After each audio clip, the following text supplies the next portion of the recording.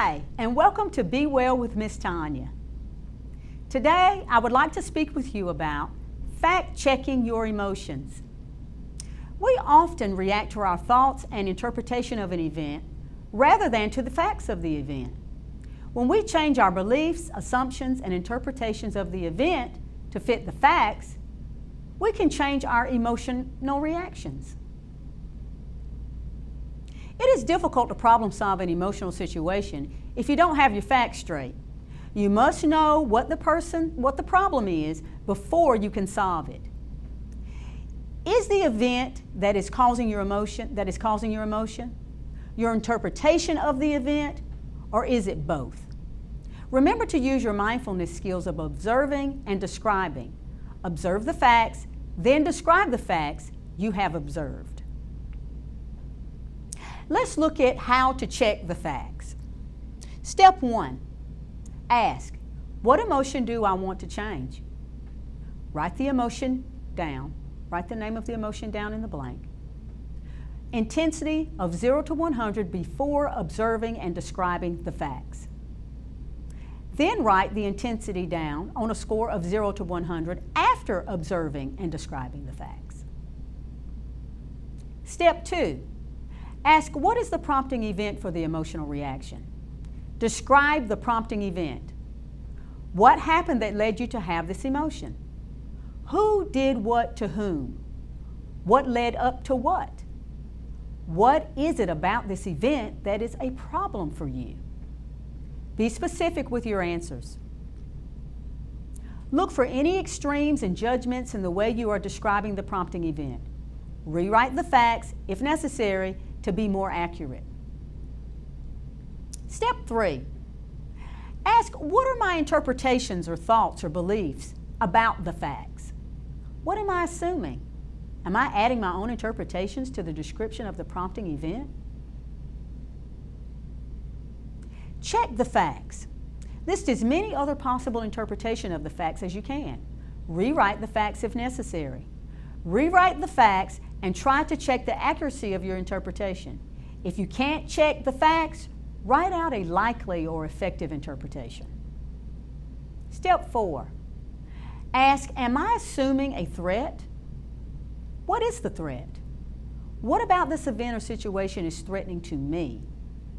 What worrisome consequences or outcomes am I expecting? List as many other possible outcomes as you can given the facts. Rewrite the facts if needed. Try to check the accuracy of your expectations. If you can't check out probable outcomes, write out a likely outcome to expect. Step 5, ask what is the catastrophe? Even if the outcome I am worrying about does not happen. Describe in detail the worst outcome you could reasonably expect. Describe ways to cope if the worst does happen. Step 6, ask does the intensity of my emotion or the duration of my emotion fit the facts? 0, not at all, to 5, I am certain. If you are unsure if your emotion or emotional intensity fits the facts, for example, having a score of 2, 3, or 4, keep checking the facts. Describe what you did to check the facts. Often we add to what we observe and then react to what we have added rather than to what we observed. We jump to conclusions and then act on that. Think about erroneous interpretations you might make and then act on when feeling a particular emotion. Let's look at some examples. Anger. Listening to a person express disappointment in something you do. Fact. And thinking the person is trying to control you. Your interpretation. Jealousy. Watching the person you love sitting close to someone else. It's a fact. Your interpretation could be believing he or she is now in love with that person. Sadness. Finding out that a person made plans without you. Fact. You may interpret that as deciding that the person does not love you. Guilt. Not wanting to share your food with someone. Fact. You may interpret that as deciding that you are being selfish. Envy, observing someone receiving a hug. Fact. Interpretation, thinking that this person gets a lot more love than you do. Happiness, seeing no clouds in the morning sky. Fact. Your interpretation, believing it will not rain on your way home.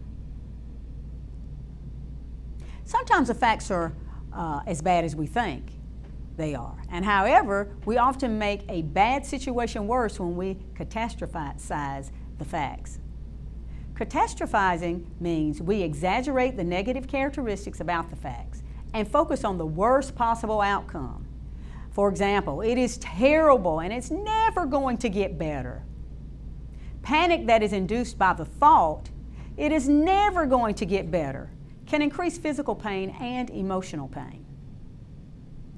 Often the problem is not with the emotion, but with the intensity of the emotion.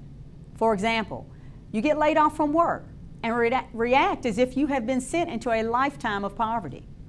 Another example may be a person cuts ahead of you in a grocery store line, and you react as if the person had physically attacked you and your child in line with you. Let's look at some examples of emotions that fit the facts. Fear. There is a threat to your life or someone you care about. That fits the facts. Anger. You or someone you care about is insulted by others. Love. Loving a person, animal, or object enhances quality of life for you or for those you care about. Guilt. Your own behavior violates your own values or moral code. Sadness. You have lost something or someone permanently. These emotions fit the facts. For more information, please check out our website, www.dcsirish.com. Follow us on Instagram, Dublin City Schools Irish, or go to our YouTube channel, Be Well with Miss Tonia. Thank you so much for watching, and remember to be well.